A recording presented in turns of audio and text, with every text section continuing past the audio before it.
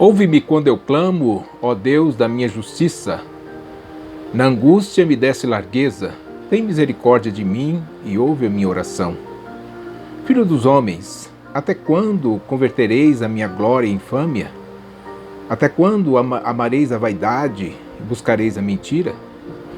Sabei que o Senhor separou para si aqueles que lhe é querido. Ele ouvirá quando eu clamar a ele. Perturbai-vos e não pequeis. Falai com o vosso coração na vossa cama e calai-vos. Ofereceis sacrifício de justiça e confiai no Senhor. Muitos dizem: Senhor, quem nos mostrará o bem? Exalta sobre nós a luz do teu rosto.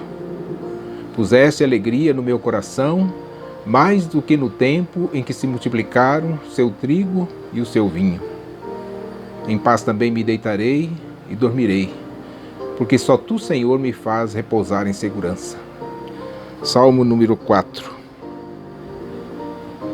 Olá, meus amigos, meus irmãos. Estou mais uma vez aqui para trazer uma palavra de conforto, de exortação, nesse tempo difícil que nós estamos vivendo. E hoje eu gostaria de falar um pouquinho sobre a oração de uma alma aflita, como o salmista ora nesse salmo. Ele começa dizendo: ouve-me quando eu clamo, ó Deus da minha justiça. Ele está orando. Ele põe o seu coração, a sua vida, a sua alma, ele derrama a sua alma diante de Deus. O salmo, então, eles são orações a Deus. Os salmos são vistos como orações, como um momento que o salmista se apresenta na presença de Deus para falar com ele. E para falar com Deus Todo-Poderoso, Deus Criador dos céus e da terra. Então os salmos são a mais pura expressão do sentimento humano. A verbalização é colocar para fora o que está no íntimo do ser humano. Nesse caso, o salmista. O salmista, na sua confiança em Deus, que essa confiança nunca foi questionada. O salmista nunca questionou o poder, a providência de Deus, mas ele pôs o seu coração, a sua alma diante de Deus. Inclusive, a pessoa certa para nós colocarmos a nossa alma, derramarmos o nosso coração, derramarmos as nossas angústias, as nossas ansiedades, nossos questionamentos. A pessoa certa de fazermos isso é o próprio Deus. Deus quer que nós façamos isso. Reconheçamos as nossas próprias fragilidades e o busquemos com temor e temor. Então o salmista, ele expõe o seu sentimento diante do Deus Todo-Poderoso. O Salmo 115, entre outros salmos, falando desse Deus Todo-Poderoso, ele diz em um dos seus versos aqui,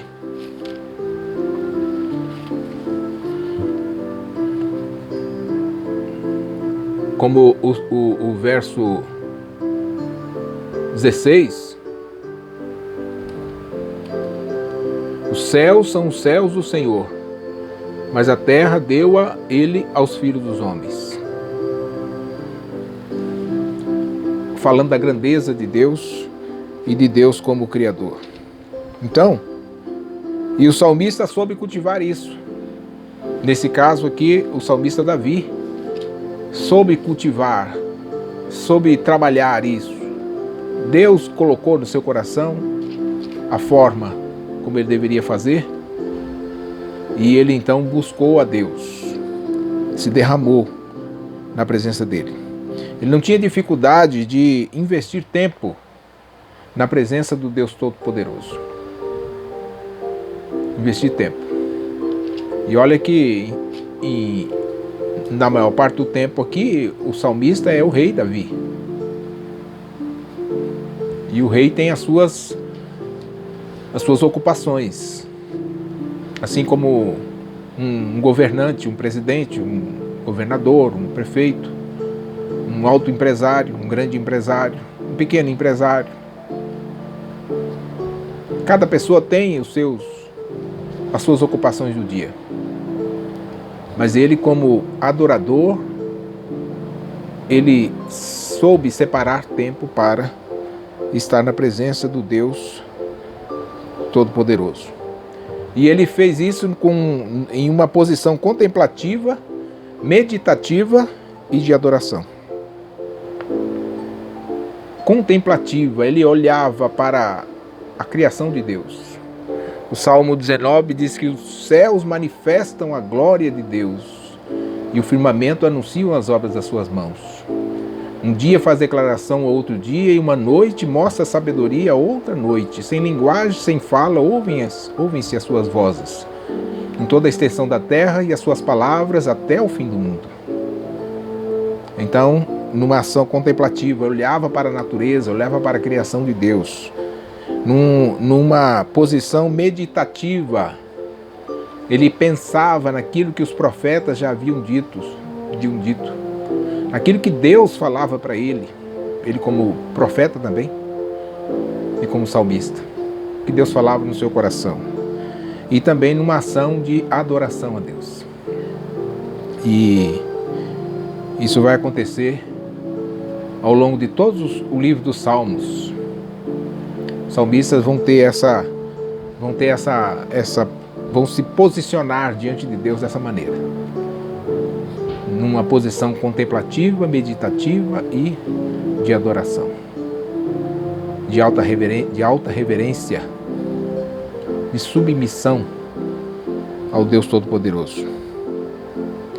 E parece que isso é o maior desafio do adorador hoje. É investir tempo para estar na presença do Deus Todo-Poderoso, meditando, adorando, contemplando. Nesse tempo que nós estamos vivendo, e de isolamento social, que parece que nós teríamos esse tempo, e mesmo assim parece que não temos o tempo. Porque na verdade não é o caso de ter o tempo ou não, é o caso de separar o tempo para isso. Mas nós somos impelidos a fazer muitas coisas, mas não nos deixamos ser levados pelo Espírito Santo para fazer isso que é importante. Lembra de Marta? Marta fazendo todo o serviço e Jesus disse para ela que Maria havia escolhido a melhor parte? Sem desprezar o serviço, sem desprezar as responsabilidades que nós temos, mas Marta escolheu a melhor parte. Marta escolheu contemplar, meditar e adorar. Usar o seu tempo. Então, isso que acontece aqui nesses salmos aqui. Salmo 3, Salmo 4. São salmos de meditação, são orações, né? Como nós dissemos. São momentos em que o salmista expõe o seu coração, põe as suas agruras, põe as suas limitações diante de Deus. Então, o Salmo 3, separando aqui um versículo aqui, rapidamente: com a minha voz clamei ao Senhor, Ele ouviu-me desde o seu santo monte. O verso 4: perturbai-vos e não pequeis, falai com o vosso coração na vossa cama e calai-vos. O salmista dizendo, né?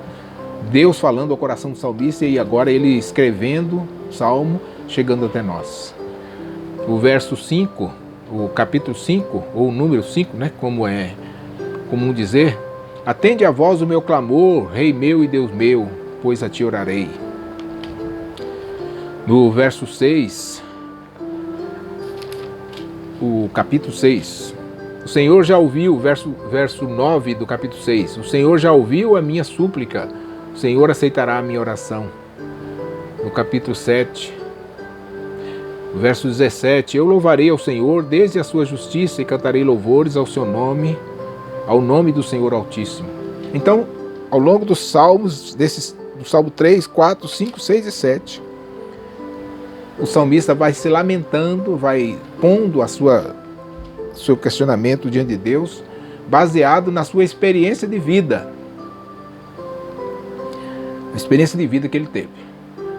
Nas experiências que ele passou, estava passando, experiências difíceis da vida, e principalmente que o salmista Davi, esses salmos todos são de Davi, esses primeiros salmos. Davi escreveu a maior parte dos salmos da Bíblia. Não me engano, a metade dos salmos ou um pouco mais. Então, Davi está expondo experiência do seu coração, coisas que ele viveu, da perseguição dos seus inimigos, as dificuldades da família, os seus próprios pecados, suas próprias limitações, aquilo que ele falhou, aquilo que ele fez de bom, aquilo que ele fez de mal, e ele põe isso diante de Deus, a sua experiência de vida. Mas também são salmos de adoração. Além de ser salmos de lamentação, são salmos de adoração, porque em nenhum momento o salmista não deixa de adorar a Deus. O salmista não deixa de depositar confiança em Deus. E depositar confiança é uma forma de adoração. Até, eu diria que, até mesmo quando nós, a medida do salmista, a semelhança do salmista, nós lamentamos diante de Deus, também é uma forma de adoração. Desde que essa lamentação não seja excluída dela a confiança. A confiança, a reverência, o autorrespeito que nós devemos a Deus. Então esses salmos também são salmos de adoração. O salmista não estava desiludido. Ele não tinha perdido as esperanças. Ele não estava deixando de confiar. Mas ele estava passando por momentos difíceis, como homem que era, ser humano que era. E então ele vai a Deus em oração e ele mostra essa confiança ao longo dos salmos. No Salmo 3, não sei se eu li esse verso, acho que não. Verso 8, 3, 8. Salvação vem do Senhor, sobre o teu povo seja a tua bênção. E assim ele vai fazer também no Salmo 4, verso 7, no Salmo 5, verso 11 e 12, você pode ler aí, no Salmo 6, verso 8 e 9, e no 7, verso 17. 6, 8, 9, deixa eu ver aqui. Apartai-vos de mim todos os que praticais a iniquidade, porque o Senhor já ouviu a voz do meu lamento. O Senhor já ouviu a minha oração. Ele ouvirá quando eu clamar a Ele. Então, confiança. O salmista estava com confiança, o coração cheio de confiança em Deus. E na sequência, na adoração, já que o salmista também adora, ele contempla, medita e adora. Faz isso, digamos que concomitantemente, ao mesmo tempo, mas numa ordem da posição dos números do Salmo, o número 8, mais uma vez o salmista eleva a sua voz para adorar a Deus. E ele diz assim: ó Senhor, Senhor nosso, quão admirável é o teu nome em toda a terra, pois puseste a tua glória sobre os céus. Da boca das crianças e dos que mamam, tu suscitastes forças por causa dos teus adversários, para fazer calar o inimigo e vingativo. Quando vejo os teus céus, obra das tuas mãos, a lua e as estrelas que preparastes, que é o homem mortal para que se lembre dele, e o filho do homem para que o visites, porquanto pouco menor do que os anjos o fizeste, e de glória e de honra o coroaste. Faze com que tenha domínio sobre as obras das suas mãos. Tudo puseste debaixo dos seus pés, as ovelhas e bois, os animais do campo e as aves do céu, os peixes do mar e tudo que passa pela vereda dos mares. Ó Senhor, Senhor nosso, quão admirável é o teu nome em toda a terra. Então o salmista adora a Deus. O salmista está adorando. Quando estamos na presença de Deus, quando nós separamos tempo para estar na presença de Deus, um dos elementos desse momento é a adoração. Eu poderia dizer que tudo que fizermos na presença de Deus precisa ser permeado de adoração. E nós temos os Salmos, um livro, entre outros da Bíblia, claro, mas um livro que pode nos ajudar, nos direcionar nessa adoração a Deus. Então, o salmista adora a Deus Criador, Deus Criador. Ele contempla a natureza de Deus, contempla a criação de Deus e adora a Deus. Não como Paulo vai escrever aos Romanos, falando do desvio que houve da adoração, em que as pessoas deixaram de adorar a Deus, que é o Criador, para adorar a criatura, mas adorar a Deus. Então eu quero desafiá-lo a separar tempo para fazer como o salmista faz. Separar tempo, principalmente nesse tempo, né?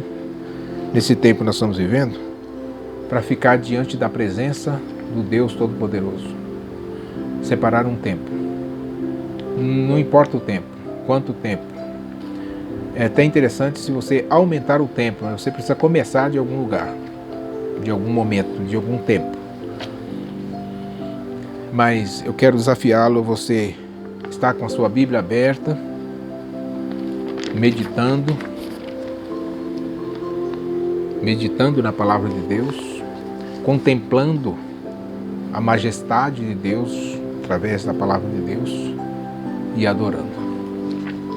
Você pode pegar um salmo, ler algumas vezes, pegar outro texto da Bíblia, meditar naquele texto, pensar no que Deus está falando através do texto, através do escritor, através do contexto histórico que está acontecendo, qual a aplicação que isso tem para mim hoje, já que a Bíblia é atual. Nós aprendemos isso lá na escola bíblica, né?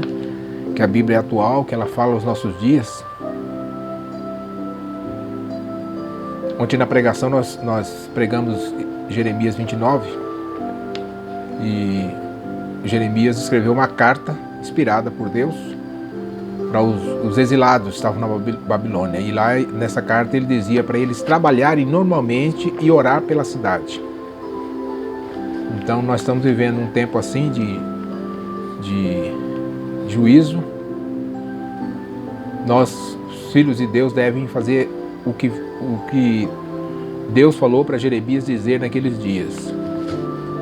Trabalhar normalmente, exercer as suas atividades normalmente e orar pela cidade, orar pelo Brasil, orar pelo mundo, orar pelo seu estado, pelo seu município, pelo seu bairro, pelas pessoas que moram perto de você, que moram longe, as que se relacionam com você, pelos enfermos. Que Deus tenha misericórdia e derrame a sua graça sobre todo mundo. Então, mas antes mesmo de você pedir qualquer coisa, esteja na presença de Deus. Sua Bíblia aberta, lendo o texto bíblico. Eu tenho feito assim, você não precisa fazer como eu estou fazendo, mas eu estou lendo a Bíblia, aproveitando o sentido cronológico dos livros. Eu acabei de ler Juízes, vou agora ler esse 1 Samuel, que é a sequência cronológica, né? Depois de Samuel vai ser o último juiz e ele vai preparar, Deus vai usar Samuel para preparar para o primeiro rei, que vai ser Saul. Então vou ler o 1 Samuel. E eu tenho lido, tenho feito comparações, tenho feito cruzamentos dentro da própria Bíblia, ou mesmo usando algum comentário, pesquisa na internet, separa aquele tempo de adoração, de contemplação, de meditação. Independente de ser pastor. Eu gosto muito de separar a função do pastor da função do crente. Eu como pastor, mas eu sou crente em primeiro lugar, né? Primeiramente eu sou um crente em Cristo. Sou um servo de Deus. Sou um membro da igreja do corpo de Cristo. Sou uma testemunha. Então eu quero agir em primeiro lugar como um crente. E eu peço a Deus, e Deus tem me dado o prazer, a alegria de ter esses momentos com Ele. Você também pode pedir. E nós podemos aumentar esse número, esse exército, que eu acredito que não seja pequeno, mas diante dos desafios, É preciso aumentar esse exército de adoradores. Nós somos adoradores, tem uma música que diz: nós somos adoradores por excelência, né? Por natureza, mas mesmo assim essa atuação de adorador, ela precisa ser cultivada, senão não vamos adorar. Nós vamos ser só adorador no nome, mas não seremos na prática. Então é preciso cultivar, e para cultivar exige um esforço, uma energia maior. Sair da retranca, sair da inércia e dar um passo firme e dizer diante de Deus: Senhor, me ajuda, eu quero ser um adorador, eu quero ter prazer e alegria em estar na tua presença, na presença do Deus Todo-Poderoso. Então eu desafio você a fazer isso. Para que... Outra forma que eu tenho usado também no meu tempo com Deus é memorizar porções bíblicas. Você já tem visto aí no canal do YouTube, Otoniel Melo, poesias e salmos que nós já temos declamado. Esse salmo número 4, é um deles. E eu quero continuar nisso, para adorar a Deus. E aí, enquanto eu memorizo, eu estou tendo aquele tempo com Deus. Isso tem sido muito prazeroso para a minha vida. E depois, então, desse momento de contemplação, sem pressa, né? De adoração diante de Deus, ore, coloque os pedidos, coloque as necessidades, as suas aspirações, os seus desejos mais íntimos, suas necessidades. Ore pelos seus amigos, ore pelos seus... Não é para ter, né? Mas vai que tem um inimigo, né? Ore pelo inimigo. Não que você é inimigo da pessoa, mas talvez alguém o considere como inimigo. Ore por ele também. Ore pelas necessidades do país, do Brasil e do mundo.